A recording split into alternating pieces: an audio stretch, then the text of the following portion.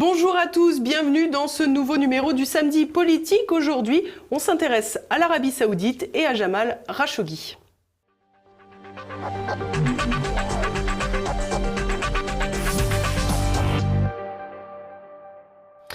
Des droits de l'homme foulés aux pieds, une guerre meurtrière menée au Yémen et un journaliste débité en morceaux. L'Arabie Saoudite semble avoir tous les droits pour essayer de comprendre les rapports de force internationaux autour de cette pétromonarchie. Je reçois Pierre Conessa. Bonjour Pierre Conessa, merci d'être avec nous. Vous êtes énarque, chef d'entreprise, ancien haut fonctionnaire au ministère de la Défense.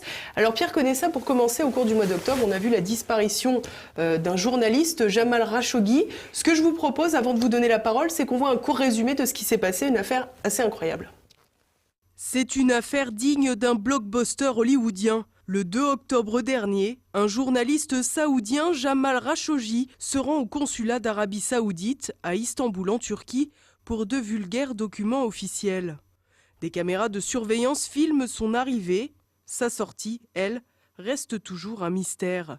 2 jours plus tard, l'Arabie Saoudite affirme que Khashoggi n'a pu disparaître qu'après avoir quitté le bâtiment officiel.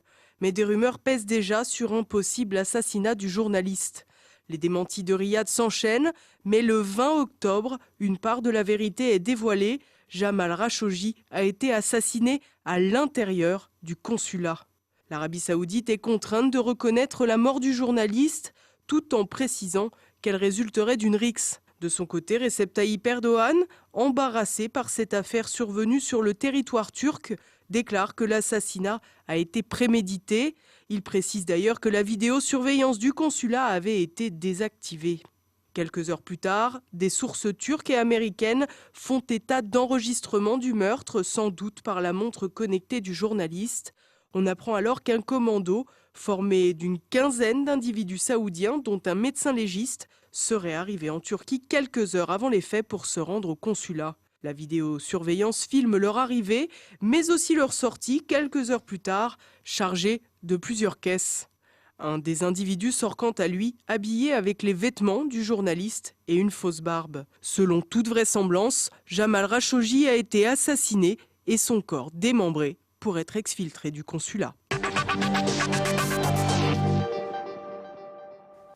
Alors une histoire assez incroyable, Pierre Conessa. Pour commencer, qu'est-ce qu'on sait de ce journaliste assassiné, Jamal Khashoggi ? C'est un homme qui est un proche du pouvoir. Hein. Rappelez-vous que son oncle Khashoggi était un des intermédiaires des gros contrats d'armement dans la décennie des années 70. Donc c'est quelqu'un qui appartient au cercle du pouvoir, mais qui a été effectivement en rupture. D'abord en se mettant en contact avec Ben Laden. Il a été un des journalistes à l'époque où il était, mais encore en Arabie Saoudite, un des proches de Ben Laden quand il était en Afghanistan. Il avait fait des interviews. Et puis après, il y a eu une rupture avec la monarchie qui finalement l'a amené à quitter le territoire, probablement objet de menaces, et donc à se réfugier en Turquie. Donc je crois qu'on a la trajectoire classique de quelqu'un qui a été un proche des cercles décisionnels, qui se retrouve être correspondant d'un grand journal américain, quand même, du Washington Post. Donc on est sur un système qui, évidemment, est considéré comme la trahison majeure pour un régime dictatorial. Voilà, donc au bout du compte, je pense qu'ils ont choisi l'occasion de cette venue au consulat, encore une fois, pour une banale affaire de papier de divorce, pour pouvoir se remarier. Et donc, il a été assassiné à ce moment-là. Est-ce qu'on peut penser, pour les esprits qui vont toujours chercher un petit peu plus loin, dans la mesure où il écrivait au Washington Post, qu'il avait, encore une fois, été très en contact avec la famille royale saoudienne, que peut-être il avait été retourné, qu'il avait un double emploi, qu'il n'était pas uniquement journaliste et qu'il donnait peut-être des informations? Ça aurait été valable comme explication s'il avait eu encore ses droits d'entrée en Arabie Saoudite. Il n'y retournait plus. Et il avait peut-être de bonnes raisons, effectivement, de ne pas y retourner. Non, je crois qu'en fait, ce que craint particulièrement la monarchie saoudienne, c'est justement la transparence. C'est-à-dire que quelqu'un qui connaisse bien les mécanismes de pouvoir puisse s'exprimer dans les journaux. C'est autre chose que de recevoir un correspondant étranger, si vous voulez, qui effectivement fera un travail d'investigation, mais qui n'aura jamais cette perception, si vous voulez, des gens qui connaissent le système. C'est ça qui est le plus terrible. Et l'arrivée au pouvoir de Mohamed Ben Salman, est-ce que ça a changé quelque chose justement dans ses relations avec le pouvoir, ou est-ce qu'au contraire il était déjà écarté de la famille saoudienne avant cela? Le processus d'arrivée au pouvoir de Mohamed Ben Salman est un processus continu, hein, donc il faudrait dater très précisément le moment où se ferait une rupture entre Khashoggi et la monarchie, mais si vous voulez, il est certain que l'arrivée au pouvoir, en tout cas en statut de prince héritier de Mohamed Ben Salman, laisse apparaître une personnalité d'une extraordinaire brutalité. Il écarte son cousin, prince héritier désignant, l'assignant à résidence. Enfin, il y a tout un certain nombre d'épisodes. Il déclenche la guerre au Yémen alors qu'il est ministre de la Défense. Donc, penser que l'individu puisse être à l'origine de l'ordre qui a été donné d'éliminer Khashoggi est une espèce d'assimilation tout à fait crédible, en tout cas. Donc, je ne pense pas que leur relation soit améliorée, surtout qu'il avait critiqué, en particulier, vous savez, ce plan Vision 2030, qui est un plan que les cabinets anglo-saxons ont réussi à vendre à tous les pays du Golfe. C'est-à-dire, débarrassez-vous du pétrole, on vous propose la solution pour ne plus dépendre du pétrole. Et donc, tous les pays du Golfe, que ce soit le Qatar, les Émirats, le Koweït et même l'Arabie Saoudite, ont tous à peu près le même projet, c'est-à-dire d'attirer des entreprises étrangères de haute technologie pour substituer progressivement au revenu du pétrole. Bon. Il a particulièrement critiqué, si vous voulez, les prétentions économiques de Mohammed Ben Salman, justement en disant que l'Arabie Saoudite n'était pas du tout équipée pour faire face à ce genre de choses. Ce qui est d'ailleurs une banalité, parce que quand vous n'avez pas de tissu industriel, ni de tissu technologique, ni de tissu universitaire, développer tout de suite de la haute technologie, c'est un défi auquel l'Arabie Saoudite est certainement le moins bien placé pour ça. Donc il a été un homme critique vis-à-vis de beaucoup d'aspects, si vous voulez, de la politique saoudienne, et en particulier du pouvoir, et c'est peut-être ça qui a finalement décidé de son sort. Alors il y a un autre point aussi que j'aimerais voir avec vous, Pierre Conessa, c'est le rôle de la Turquie. Vous nous l'avez expliqué, Jamal Khashoggi est parti s'exiler en Turquie quelque part quand il n'avait plus l'autorisation de rentrer en Arabie Saoudite. Quel rôle a joué la Turquie dans cette affaire et puis surtout quel rôle a joué Erdogan après cet assassinat ? Bon, d'abord, Erdogan ne pouvait pas laisser faire, c'est-à-dire penser qu'un individu, même de nationalité étrangère, est assassiné sur le territoire turc, en dépit du fait que c'est une empreinte diplomatique et donc effectivement c'est extraterritorial, etc. Le scénario est tellement odieux, si vous voulez, qu'il ne pouvait pas laisser passer. Bon. La deuxième chose qui me frappe, c'est la capacité d'Erdogan à remarquablement gérer l'information. C'est-à-dire qu'à chaque fois que les Turcs ont annoncé qu'ils savaient des choses, ça a obligé les Saoudiens à changer de ligne de défense. Et finalement, ils n'ont jamais rien montré. Ça a été une partie de poker assez étonnante jusqu'au moment où Mohammed Ben Salman a été obligé de reconnaître qu'effectivement, c'était une erreur, qu'il avait été tué, etc. Bon. Alors, c'est d'autant plus intéressant qu'en fait, Erdogan n'est pas l'homme le plus respectueux des droits de la presse. Il a mis en taule un certain nombre de journalistes et qui se retrouve tout à coup le défenseur de la liberté de la presse. Mais évidemment, si c'est un journaliste américain, c'est autre chose. Les journalistes turcs n'ont pas le droit à ce statut. Et donc, troisième aspect, si vous voulez, Erdogan est en rivalité avec l'Arabie Saoudite parce que vous savez, cette rivalité qu'il y a aujourd'hui entre les frères musulmans, fer de lance de l'islam politique pour certains, et puis, disons, le wahhabisme salafisme qui est représenté par l'Arabie Saoudite, qui combat parfois très violemment les frères musulmans, que ce soit aux Émirats Arabes Unis ou en Arabie Saoudite. Bon. Et donc, cette idée que finalement ils mettent à mal l'autre leader du monde sunnite, c'est-à-dire l'Arabie Saoudite, est effectivement quelque chose qui doit le plonger dans des délices de plaisir. Donc, il a particulièrement bien joué. On a vu qu'à plusieurs reprises, ils ont annoncé travailler de concert pour faire avancer cette enquête. Évidemment, c'est communication. Oui, c'est communication parce que, d'abord, je pense que la partie saoudienne de la commission d'enquête sera présidée par Mohammed Ben Salman. Bon. Qui est quand même une manière assez particulière de garantir l'honnêteté. Bon. D'autre part, si vous voulez, on est là, à ce moment-là dans un enjeu diplomatique, c'est-à-dire que je pense que les Américains font pression sur Erdogan pour qu'on sauve la tête de Mohammed Ben Salman, c'est-à-dire de dire oui, c'est une équipe qui a mal tourné, mais le pouvoir n'est pas responsable. Bon, si on doit prendre un exemple, si vous voulez, proche qu'on a connu nous, Français, c'est l'affaire Greenpeace. Évidemment, quand il y a eu l'affaire Greenpeace, c'est l'amiral Lacoste qui a sauté, c'est pas le président de la République. Bon.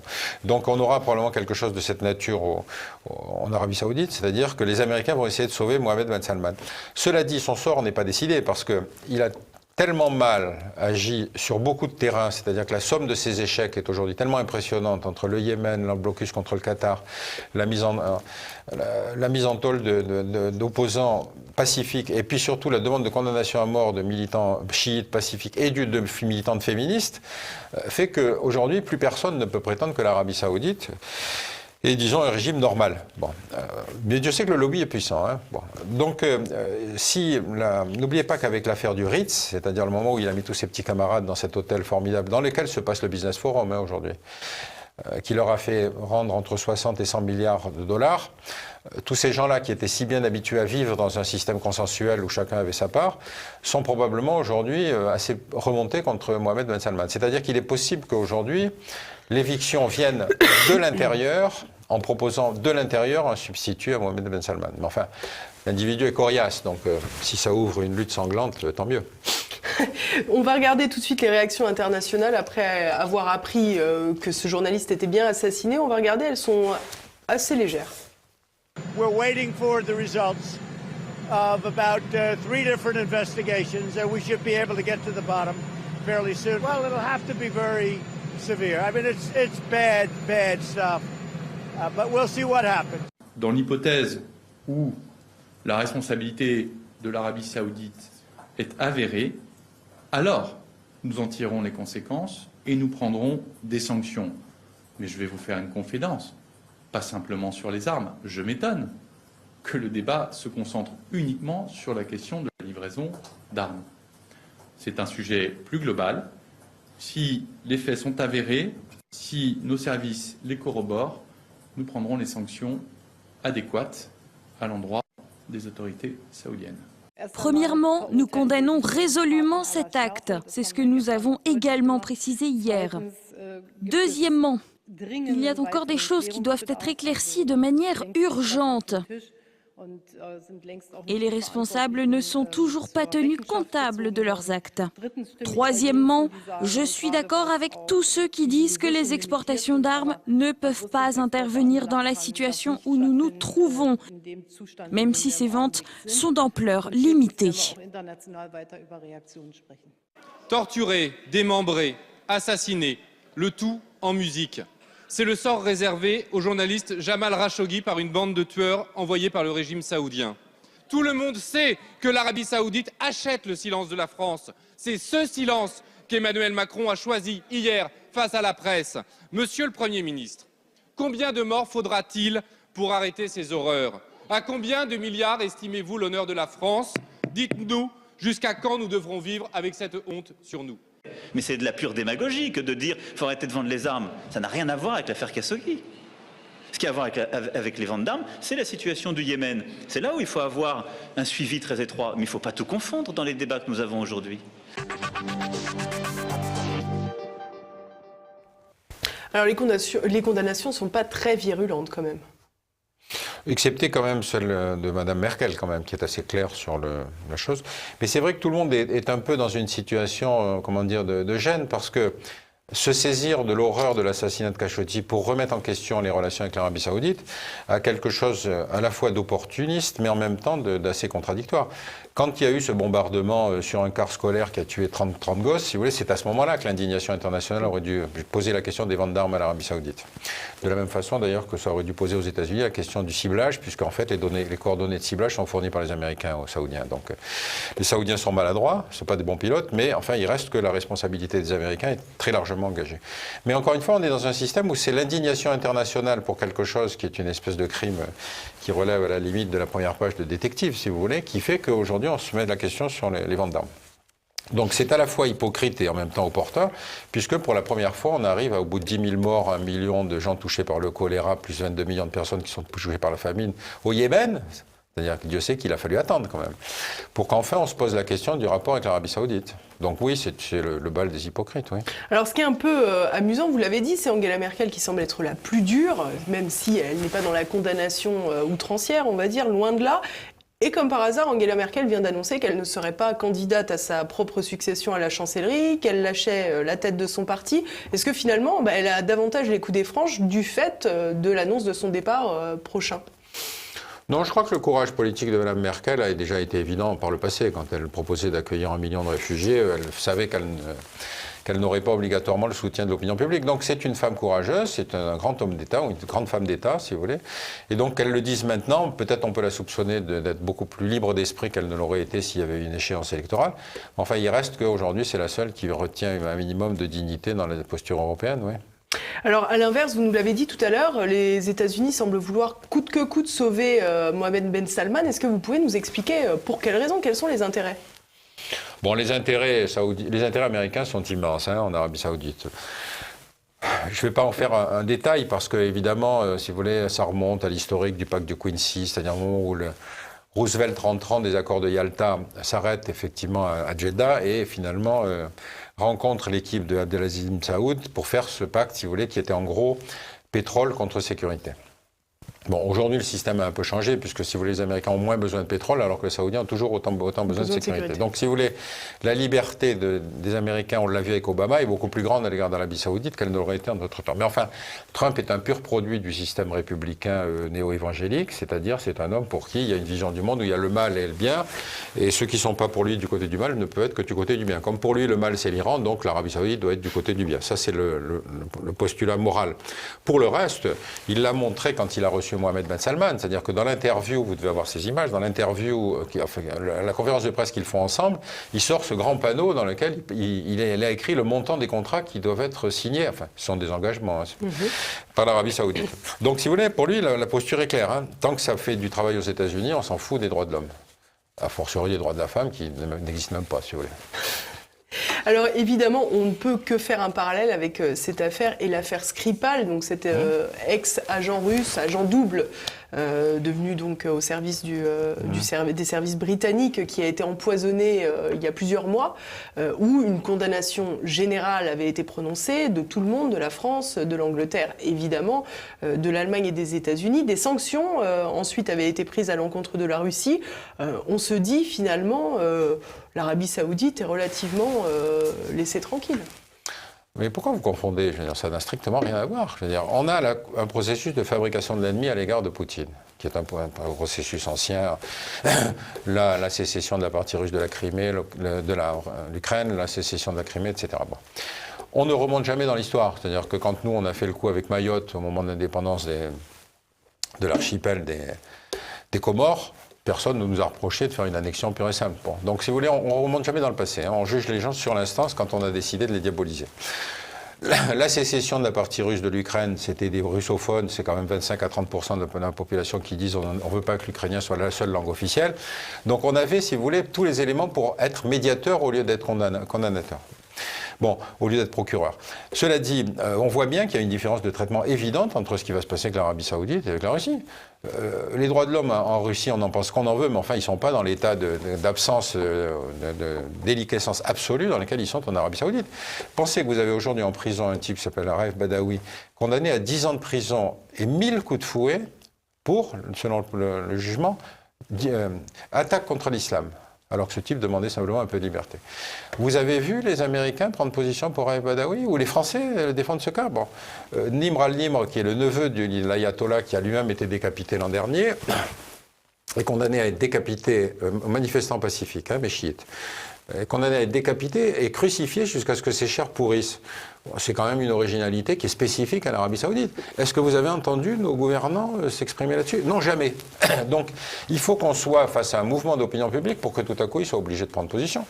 Donc voilà, l'affaire Skripal est effectivement le genre de faux pas que les services spéciaux font assez souvent. Il ne faut pas oublier quand même qu'il n'y a que dans les films que les services spéciaux réussissent toujours leur coup. Nous, on a l'affaire Greenpeace. Les Américains, ils ont cette expédition de libération des otages qui a tourné en eau de boudin avec la chute des hélicoptères à Taba en Iran. Les Israéliens ont probablement aussi leur passif. Et là, on a effectivement le cas des Saoudiens qui ont été particulièrement maladroits. Donc, je crois que ça n'a pas de... on devrait pouvoir juger tous ces événements à la même aune. En fait, on ne le fait pas. Alors justement, ce que je vous propose, c'est là on a vu tout à l'heure les réactions internationales des dirigeants internationaux qui étaient relativement timides. On va regarder maintenant un petit florilège de tweets parce que la communauté Internet, entre guillemets, elle est évidemment beaucoup plus virulente. Quand j'entends Emmanuel Macron dire qu'on ne sait pas ce qui s'est passé dans l'affaire Khashoggi, alors que le procureur saoudien confirme que l'assassinat perpétré par 18 fonctionnaires de l'État wahhabite a été prémédité, je ne sais pas ce qu'il faut savoir de plus. Ou alors, faut-il déduire que l'Arabie Saoudite est un pays tellement libre que 18 fonctionnaires de la monarchie liés à 5 institutions différentes peuvent décider seuls, un jour d'octobre, d'aller assassiner un journaliste dans un pays étranger, à l'intérieur d'un consulat? Affaire Khashoggi, il est aujourd'hui clair qu'il y a eu assassinat d'un journaliste saoudien à Istanbul. Je le condamne avec la plus grande fermeté, comme j'ai toujours défendu la liberté de la presse. Mélenchon dit abruti, les journalistes aboient. MBS assassine Khashoggi, un journaliste, les journalistes ne demandent aucune explication, on ne touche pas aux amis de Macron. La France, selon Macron, prendra des sanctions contre les meurtriers de Rachorgi. Soyons sérieux, ils seront sacrifiés par MBS avant que la France ne les ait identifiés. Alors on reviendra aux choses sérieuses, les contrats, la morale sera sauve, les seconds couteaux auront payé. Je demande au gouvernement de suspendre les exportations d'armes vers l'Arabie Saoudite tant que Riyad n'aura pas fait la lumière sur le meurtre odieux de Jamal Khashoggi. L'Union européenne, si empressée de prendre des sanctions économiques contre-productives à l'égard de la Russie, bien silencieuse concernant l'Arabie Saoudite et sans réaction face à l'assassinat barbare de Khashoggi. À Bruxelles, les droits de l'homme, la géométrie variable. Avec des si, on mettrait Khashoggi en bouteille, ne pas prendre au pied de la lettre.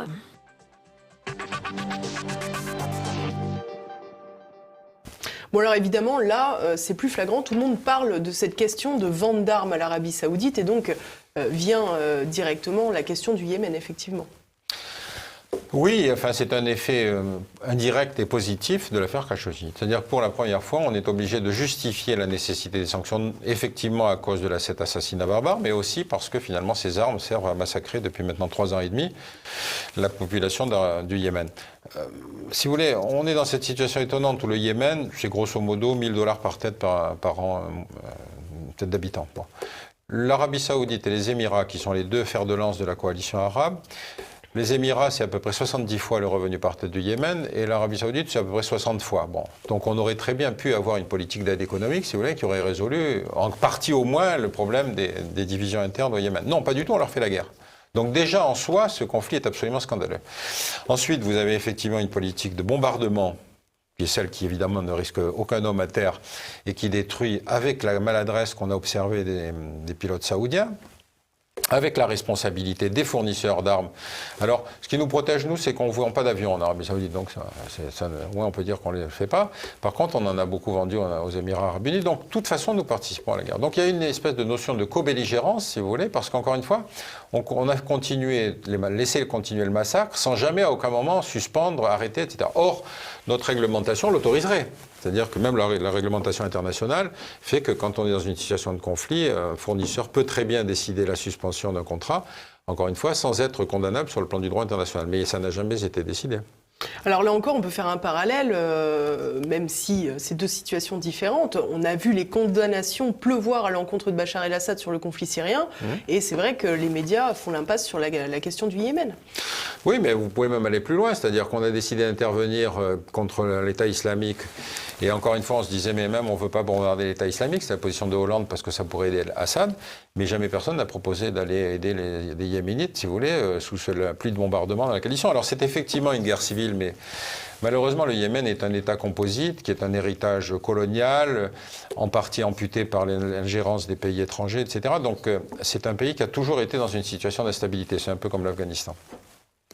Donc évidemment, c'est une guerre civile dans laquelle on va dire, oui, mais le véritable pouvoir, c'est celui-là, et le pouvoir dissident, c'est celui-là. Bon. Il ne faut pas se moquer du monde. Ça n'empêche que, si vous voulez, le bombardement a quand même tué plus de 10 000 personnes. Et puis, encore une fois, il y a des enfants qui sont en état de sous-alimentation et qui vont mourir. Il y a 22 millions de Yéménites qui sont en état de sous-alimentation, c'est-à-dire 75% de la population. Et le combat se fait autour du port d'Hodeïda, qui est le seul, si vous voulez, cordon ombilical par lequel l'aide humanitaire peut arriver. Donc, on avait une situation qui était déjà en soi suffisamment scandaleuse, mais on faisait semblant de regarder ailleurs, oui. Quelle attitude, selon vous, devraient adopter les pays européens De fait, je crois qu'on ne peut pas attendre grand-chose des États-Unis, mais comment s'émanciper de l'Arabie Saoudite et prendre une position un peu plus droit de l'homiste, j'allais dire, mais cette fois dans le bon sens du terme, à l'égard du conflit yéménite? Bon, d'abord, je crois qu'il faut une politique commune, c'est-à-dire il faut une politique européenne. Je fais remarquer que quand le Canada, qui a accueilli Mme Badawi et qui lui a donné le statut de réfugié politique, a condamné la réquisition du procureur royal saoudien demandant la condamnation à mort de 5 manifestants pacifiques, et est une féministe. Quand le Canada a protesté, l'Arabie saoudite a rompu les relations diplomatiques avec le Canada. Aucun des pays démocratiques n'a soutenu le Canada. Aucun. Ni l'Amérique, ni les Européens. Bon, donc, dans le genre, si vous voulez, solidarité, on peut effectivement doter de notre capacité à nous unir sur le sujet. Bon. Cela dit, pour être complètement clair, le Canada n'a pas suspendu son programme de fourniture de blindés, 10 milliards de dollars, qui était déjà signé. Bon. Donc ce n'est qu'à l'occasion de l'affaire Khashoggi que le Canada a dit qu'il allait suspendre le contrat. Vous voyez toutes les ambiguïtés. Deuxième étape. Oui, encore une fois, saisir cette opportunité. Donc, on est dans une situation où l'unité européenne serait probablement le meilleur moyen de pression en désespérant complètement de Trump. Ça, je crois qu'il ne faut rien en attendre. Ce qu'on peut espérer, c'est que l'opinion publique, et en particulier la presse américaine, qui est quand même directement touchée, puisque c'est un correspondant étranger d'un grand média américain, pourrait avoir une espèce de capacité à faire pression sur Trump pour qu'il change de posture. Mais Trump compte dans ses rangs le groupe Fox News. Le groupe Fox News est un groupe de propagande, il ne faut pas se faire d'illusions. C'est vraiment un groupe qui est toujours aligné sur la position des républicains, qui pervertit complètement l'information. Vous savez, le groupe l'essentiel de la presse de l'autre est plutôt aligné sur les intérêts démocrates. Donc, comme ça, non, mais ce que je veux dire, c'est qu'il y a des grands titres qui sont des titres totalement indépendants, et les grands journaux de l'Est, si vous voulez, sont des journaux indépendants. Non, Fox News, c'est vraiment un groupe de propagande. Et je ne prendrai qu'un seul exemple, c'est que quand Chirac avait refusé d'aller en Irak, le Sun, qui est un journal du groupe Fox News, un journal anglais, avait titré en première page « Chirac est un ver de terre ». C'est de l'information. On ne savait pas que la mutation génétique de Chirac. Donc on est dans des situations absolument incroyables. Et encore une fois, si la presse peut arriver à faire pression, à mobiliser l'opinion, parce que l'Arabie Saoudite n'a pas bonne presse aux États-Unis. Bon, il y a quand même la class action qui est en cours, c'est-à-dire qu'on va enfin pouvoir mettre en accusation l'Arabie Saoudite pour avoir contribué à l'organisation des attentats du 11 septembre. Donc est-ce que Trump va en tenir compte ou pas? J'en doute. Obama avait mis un veto justement pour que cette affaire ne soit pas jugée. Oui, c'est vrai, mais finalement, le Congrès est passé outre, ce qui vous prouve qu'il y a bien un mouvement anti-saoudien très très fort. Et évidemment, aux États-Unis, arrêter la justice, ensuite, ça devient compliqué. Donc, est-ce que Trump va se laisser convaincre, qu'il va faire un geste un peu significatif? Est-ce qu'il va abandonner Mohamed Ben Salman si on lui en présente un autre qui est à peu près défendable? C'est tout à fait possible qu'on se sorte de cette crise comme ça. Pour le reste, les affaires continueront. Alors, il y a quand même une question qui perdure. La question, c'est quel est le moyen de pression des Saoudiens sur l'Union européenne? Est-ce que tout tourne autour du pétrole? Est-ce que tout tourne autour du fait qu'ils soient très riches et donc potentiellement un marché très important, notamment pour les armes, comme c'est le cas? Comment expliquer que l'Union européenne, que les États-Unis soient aux ordres des Saoudiens, presque? Vous savez, c'est la problématique du maître et de l'esclave, hein. C'est-à-dire qu'au bout d'un certain temps, le maître dépend de son esclave. Bon, et l'Arabie Saoudite, si je peux prolonger la comparaison, c'est effectivement un pays qui a été un Eldorado pour beaucoup d'entreprises européennes et aussi américaines. Bon, mais il n'y a pas que les armes, hein, c'est effectivement un marché. L'Arabie Saoudite est le premier client de l'armement français en moyenne lycée depuis une vingtaine d'années. Hein, bon. Mais il reste le BTP, le luxe, il reste le transport, enfin il y a beaucoup d'affaires qui sont en cours. Et alors, ce qui est très rigolo, c'est que je ne sais pas si vous vous souvenez, quand Valls est allé en Arabie Saoudite, peu de temps après les attentats, alors que des gens ont commencé à dire qu'il y en avait un peu marre de l'Arabie Saoudite, notamment à cause des attentats dont la génétique, si vous voulez, est quand même saoudienne, il avait dit 10 milliards de contrats. Vous savez, il n'avait pas. Moi, depuis que je m'occupe de l'Arabie Saoudite, il y a toujours 10 milliards de contrats en instance de signature. Donc, c'est ce qu'on appelle de la prospective glissante. Vous savez, on dit toujours qu'il y a des. Ce qui est une manière pour les Saoudiens de tenir leurs fournisseurs en disant oui, attention, hein, si vous. Ouais. Bon. Donc, on est dans une situation où on s'est laissé piéger, mais enfin pas au point de déstabiliser toute l'économie française si on prend des sanctions contre l'Arabie Saoudite. Ce qu'il faut effectivement, c'est que ce soit une posture européenne, que donc tout le monde adopte en même temps, si vous voulez, des mesures de sanctions. Mais je ne fais aucune illusion sur le fait que Trump poussera les industriels américains à y aller, ou qu'éventuellement d'autres, les Chinois ou les Russes, fourniront. Simplement, effectivement, si on prend des sanctions, il faut s'attendre à ce qu'il y ait des effets en retour, quoi. Collatéraux, bien sûr. Voilà. La question du pétrole, évidemment, on peut aussi se dire tout simplement que si on arrêtait de mener systématiquement une politique de sanctions à l'égard de la Russie, qui pourrait nous fournir également de l'énergie, on pourrait peut-être avoir les coudées davantage franches à l'égard de l'Arabie Saoudite.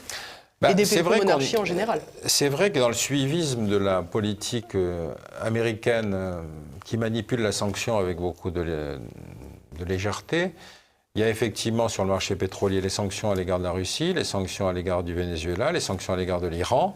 Et donc on s'est mis complètement, et le Nigeria est dans un état qui n'est pas très brillant, et donc on est dans une situation où finalement on se met sous la capacité, sous la volonté des pays fournisseurs du Golfe pour ce qui va être le marché pétrolier. Ça n'est pas la partie la plus importante de nos fournitures, mais enfin ça reste quelque chose qui contribue à fixer le cours du pétrole. Et donc, si l'Arabie saoudite joue, si vous voulez, à l'inverse de ce que les Américains ont toujours obtenu de Riyad, c'est-à-dire une espèce de fonction de régulateur du marché pétrolier, si les Saoudiens font monter les cours du pétrole à $200, nous, on sera beaucoup plus embêtés que les Américains. C'est-à-dire qu'on est les victimes induites, si vous voulez, de la stratégie américaine. Donc, il faudrait effectivement que les Européens commencent à penser par eux-mêmes et pas seulement en fonction de ce qu'ils décident à Washington, surtout dans le suivi de Trump. Merci beaucoup Pierre Conessa, on est arrivé à la fin de cette émission. Merci d'avoir été avec nous. Merci à tous de nous avoir suivis. N'oubliez pas de partager cette vidéo où vous voulez, partout, si vous le pouvez, puisque c'est notre projet. À la semaine prochaine.